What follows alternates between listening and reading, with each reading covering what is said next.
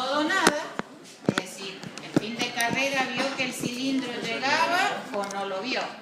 Eso es un 0 o un 1, un sí o un no, activo, habilitado, deshabilitado, abierto, cerrado, solo dos estados lógicos. Y el otro mundo es el mundo analógico, donde medimos con los sensores transmisores que tienen salida a 4 a 20 miliamperes y podemos llegar a conocer el valor de la variable en todos los puntos intermedios en el rango que yo puedo medir desde 4 miliamperes hasta 20 miliamperes. Yo puedo conocer todos los puntos. En realidad en la unidad 6 hemos visto que cuando digitalizábamos la señal teníamos un pequeño delta t, digamos, un tiempo de muestreo dentro del cual la variación digamos, al transformarla en una señal discreta, solo conozco, dependiendo de la sensibilidad o de la discriminación que el instrumento tenga, la cantidad de puntos intermedios entre el valor mínimo y el valor máximo de la señal. Pero en definitiva podemos decir que conocemos todos los puntos intermedios. En la lógica difusa hacemos una medición analógica, o sea, realmente la lógica difusa se basa en conocer valores medidos en forma analógica, pero la forma de relacionar las entradas y salidas es una lógica que se llama if-then. Es más parecida a una todo o nada que a una señal analógica. Entonces, ¿qué es lo que pasa cuando trabajamos con determinadas señales todo o nada? Y si nosotros habláramos, por ejemplo, de la temperatura humana, uno que dice 36,8, hasta 36,8 es normal. A partir de 36,8 empiezo a tener fiebre. Pero si tengo 36,6 o 37, ¿tengo fiebre? Y todavía no tengo casi nada de fiebre. Pero puedo decir que ya estoy aumentando. O sea, no tengo 36,8, pero tampoco tengo tanta fiebre. Entonces, aparecen estos términos lingüísticos que intentan definir qué tan pertinente es a una función lingüística una determinada variable. Entonces, por ejemplo, yo puedo poner dentro de la temperatura normal de una función de temperatura normal que 36,8 tiene un grado de pertenencia 1. ¿Por qué? Porque realmente ahí, en 36,8 exactamente, tengo una temperatura normal. Pero más o menos medio grado también tengo temperatura normal. ¿Pero qué tan normal? Y hay una función de pertenencia que me va a decir que a medida que ese grado de pertenencia disminuya, ya la función se va alejando de la condición normal. Es decir, una temperatura de 36 grados ya no es tan normal, porque está llegando a un grado de pertenencia de 0, pero puede tener un grado de pertenencia bastante alto a una función que se llame temperatura baja. Por ejemplo, 38 grados tiene un alto grado de pertenencia a una función que llamé en ascenso. ¿Por qué? Porque ya si llegué a 38 significa que la temperatura está subiendo. Pero a la función alta no tiene tanto grado de pertenencia, porque realmente no es tan alta todavía. Es muy alta cuando llegue a 42. ¿Se entiende esto? Estas funciones lingüísticas de alguna forma me acomodan ese valor de pertenencia, sí o no, a una función que sea un poquito más continua. Poder decir en qué medida, en qué gran medida o poca medida, un valor de medición continuo, porque yo realmente la temperatura la estoy midiendo en forma continua, tiene validez a determinadas funciones de pertenencia. En la parte de la lógica difusa, una cosa muy importante es definir estas funciones. No siempre definir muchas funciones implica lograr un mejor control, porque además de definir esas funciones, hay que encontrar una relación entre la entrada y la salida. Otro conjunto difuso, por ejemplo. ¿Es válido que yo diga que el conjunto de niños son aquellos que tienen entre 5 y 8 años? Uno que tiene 4 años y medio no es un niño, y es bastante niño, en realidad. Uno que tiene un poquito más de 8 también.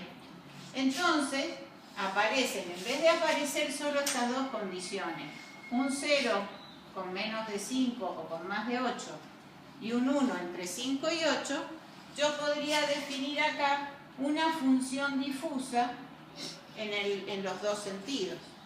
Y entonces tengo un grado de pertenencia que me dice un poco más razonablemente qué tan válida es esa función para ese grupo de estudio.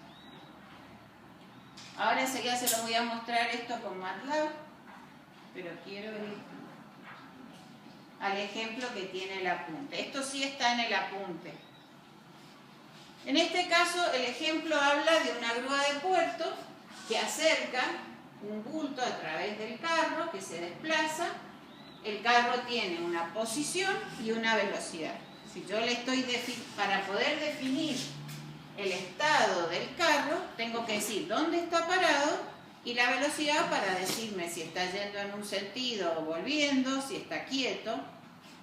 Pero a la vez, ese carro que se mueve tiene un desplazamiento respecto del bulto, porque el bulto que va colgando se balancea, y entonces cuando yo quiero mover el bulto hasta el extremo de la grúa para descargar en el barco, tengo que tener un movimiento que no es siempre el mismo. Seguramente mientras más lejos esté, lo voy a acelerar, porque como está lejos, aunque se balancee el carro, no me interesa porque tengo bastante trecho para andar. Entonces cuando lo acelere, en un primer momento el carro quedará medio atrás. Perdón, el bulto va a quedar un poco atrás del carro. Si lo frenara de golpe, el bulto se va a balancear y va a quedar delante. Entonces el operario, ¿qué hace? Primero lo lleva rápidamente, cuando va llegando empieza a frenar despacio para que no se balancee tanto, se va acercando despacio, y si él va viendo que el bulto quedó un poco delante, va a pasarse un poquito y después va a retroceder. Todas esas operaciones que el operario genera a través de su experiencia es lo que se transforma en las reglas difusas ISBEN.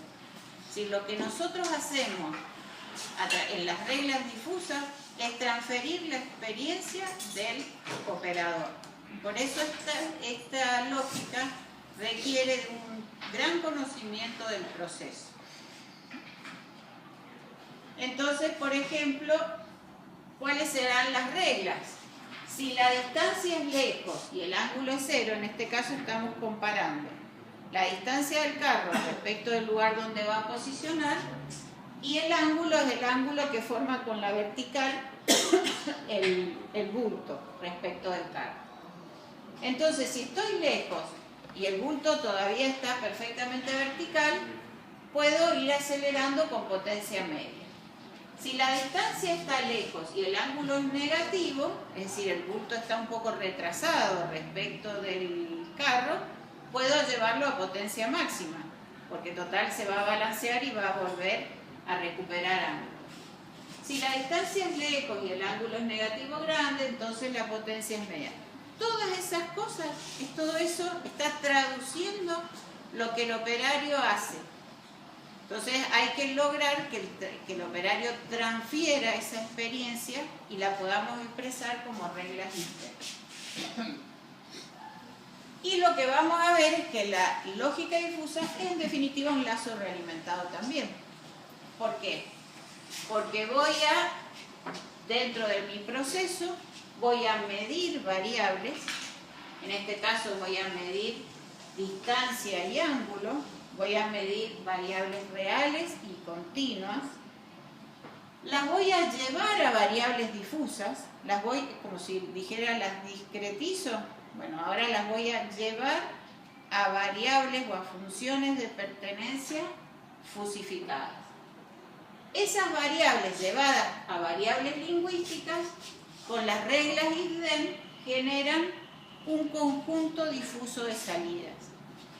Y luego, por efecto de la defusificación, termino teniendo un único valor de entrada, digamos, de entrada al proceso, que sería una salida del lazo difuso. Yo se los voy a mostrar, ahí está detallado punto por punto, pero prefiero hacérselos en MATLAB y que ustedes lo vean.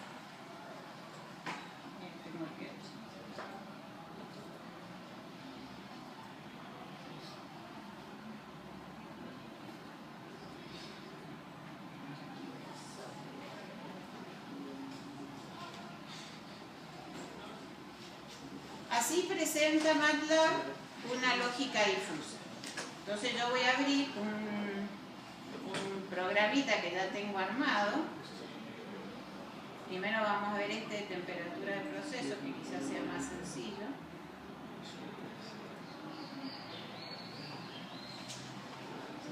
Y fíjense que en este proceso yo tengo dos variables de entrada al proceso a medir. Una es la temperatura y otra es la variación de la temperatura. Si yo hago clic acá, ahí aparecen las reglas difusas. ¿La alcanzan a ver o la hago más grande? Lo que pasa es que me voy tapando todas las... Bueno, aquí lo que he hecho es abrir una de las variables de entrada. Fíjense que yo estas funciones las puedo ir moviendo. ¿Ven? Yo defino cada una de estas funciones como quiero. Voy a definir un valor que es el valor de 100% de pertenencia, o sea, de grado de pertenencia 1, que va a ser, por ejemplo, que esto es para un proceso, por eso la escala de temperatura no es la humana. Si mi valor de control es, por ejemplo, 100 grados, voy a definir una función que se llama normal, que es en la condición de temperatura que yo quiero tener el proceso. 100 grados es el valor normal, por eso tiene un grado de pertenencia 1. Y yo puedo decir que es más o menos normal entre 50 y 150.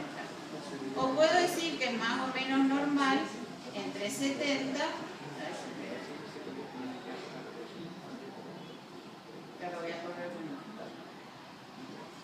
Voy a llevar a 100. Profe.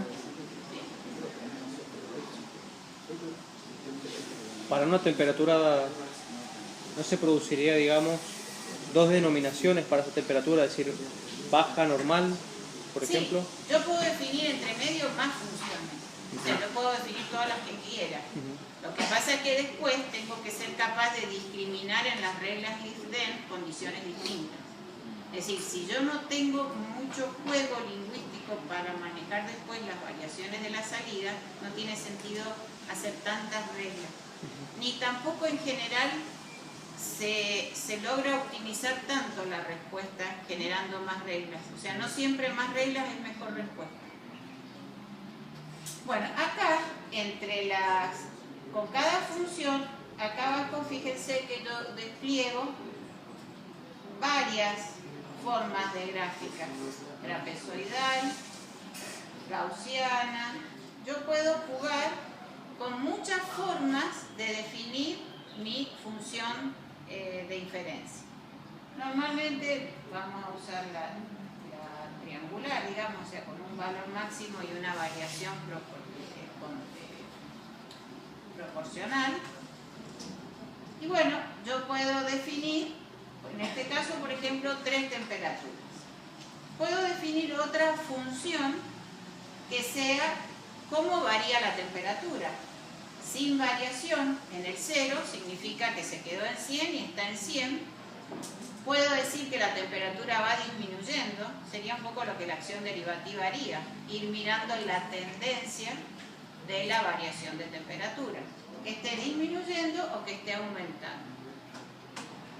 Y en la salida, que hemos puesto, acá este me lo inventé para que fuera más fácil que el ejercicio de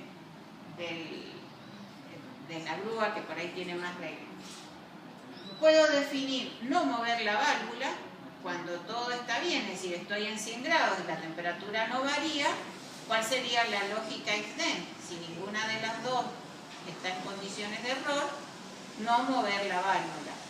Si la temperatura está en 100 pero está creciendo, yo puedo decir que tengo que cerrar la válvula si estoy controlando con vapor. Si estoy controlando con refrigerante, ¿qué voy a decir? La tengo que abrir. Entonces puedo definir cerrar mucho la válvula, cerrar poco, no mover, abrir poco y abrir mucho. Esas serían mis reglas respecto a las condiciones de la salida.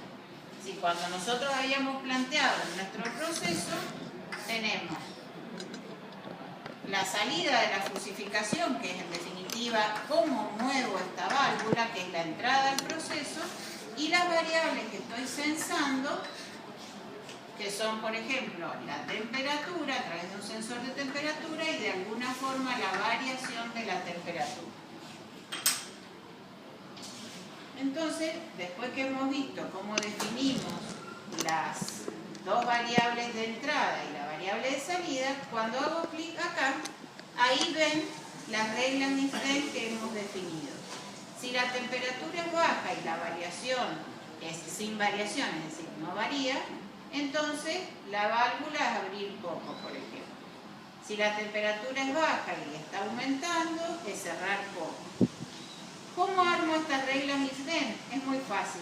Acá tengo las funciones de la temperatura, las funciones de la variación de la temperatura y la función de las salidas. Y tengo la posibilidad de negar cualquiera de las dos entradas y de negar la salida. Y además de optar por la condición OR o AND. Entonces yo puedo decir, si la temperatura no varía o la temperatura es alta, entonces que pase tal cosa. De esa forma puedo jugar y armar todas las reglas if then que yo quiera acá.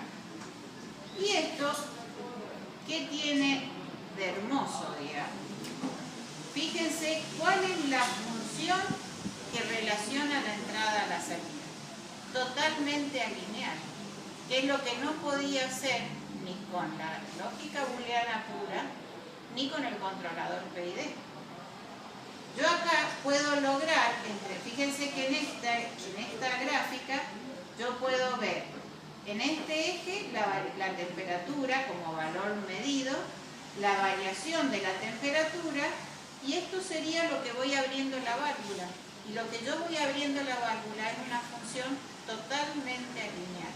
¿Con cuántas dimensiones se puede trabajar eso? Digamos, ¿con cuántas variables? En realidad, creo que se pueden hacer hasta 3 o 4, porque tendría que mirar acá. Yo creo que nunca he probado con 3 en realidad, pero yo creo que la puede. A ver, veamos. Porque acá yo puedo seguir agregando otra entrada. Esta agregación. Sí, se pueden seguir agregando. Lo que no sé es cómo la gráfica, no la he probado. Claro, por eso me llamó la atención. Y después, esto es lo que me dice cómo resuelve la lógica difusa. Fíjense, yo acá tengo todas las reglas if then. ¿Ven? De 1 a 9 estoy numerando las 9 reglas if then que yo había puesto. En la primera regla if then estaba la condición de temperatura baja, en la segunda también la temperatura baja, en estas 3 estaba definida la temperatura normal, en esta la temperatura alta y en esta también la temperatura baja. En esas como esas 9 reglas, ¿se acuerdan que decía si la temperatura es tal y la variación es tal? Por eso hay en cada regla una correspondencia entre 2 entradas que se deben cumplir, AND, y la salida, la activación de la salida. Esto es la activación de la salida. Entonces, ¿qué pasa? La medición de la temperatura es en realidad una variable analógica, porque yo puedo tomar cualquier valor, en este caso, porque lo he definido así, desde 50 hasta 150 grados. ¿Por qué? Porque mi sensor de temperatura está rankeado para medir de 50 a 150 grados. Pero yo puedo conocer cualquier valor intermedio porque esta medición es analógica.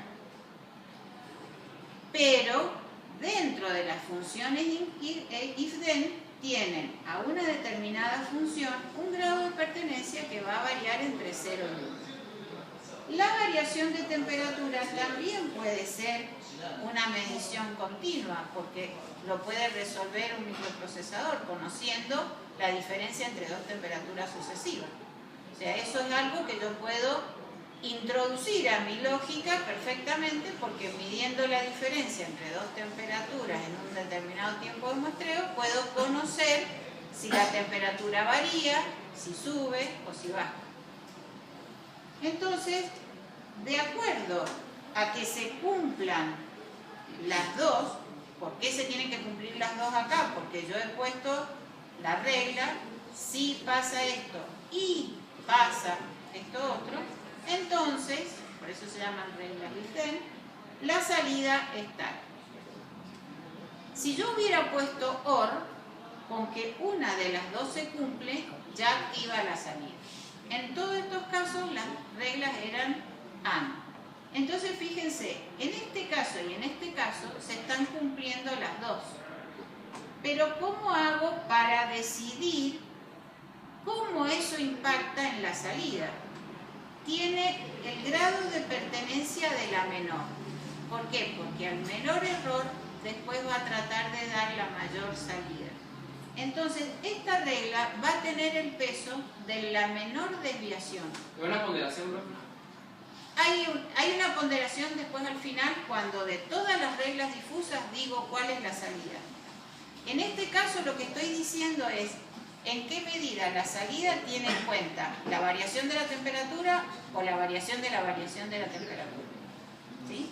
Entonces, acá, esta con que varíe poquito ya me hace variar la salida. O sea, toma el grado de pertenencia de la menor. De la menor. En todas las que se cumplen dos, en esta fíjense que acá no se cumple nada, por eso esta no está pintada.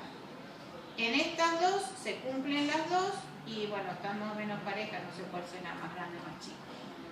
En estas dos, que es bien diferente, la que se pintó es esta. Entonces, habrá una determinada cantidad de reglas que se cumplen y a otras que no. Las que no se cumplen, como estas, no aportan a la salida, al valor definitivo de la salida. Pero ¿quiénes aportan? Esta y esta, que están dando una misma potencia, pero con distinto grado de pertenencia.